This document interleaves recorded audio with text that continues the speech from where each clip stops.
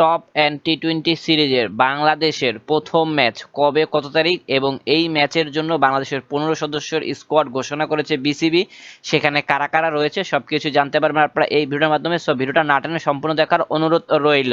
বাংলাদেশের স্কোয়াড: আরিফুল ইসলাম, হাবিবুর রহমান সোহান, ইরফান শুকুর।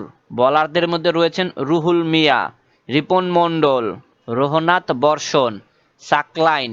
অলরাউন্ডারদের মধ্যে রয়েছেন সাব্বির রহমান, আবু হায়দার রনি, মৃত্যুঞ্জয় চৌধুরী, রকিবুল হাসান, শামীম হোসেন পাটোয়ারি, এস এম মেহরাব হাসান, জিসান আলম এবং বাসুর রাতুল। ক্রিকেটের সকল লেটেস্ট আপডেট এভাবে আপনারা আমাদের চ্যানেল থেকে পেতে চাইলে অবশ্যই আমাদের চ্যানেলটা সাবস্ক্রাইব করে 5 টাকা বেল বাটনটা ক্লিক করে অন করে রাখবেন। টপ এন্ড টি-20 সিরিজের বাংলাদেশের প্রথম ম্যাচ আগস্টের 22 তারিখ দুপুর 2টা 30 মিনিটে। প্রতিপক্ষ বাংলাদেশে নেপাল এ দল।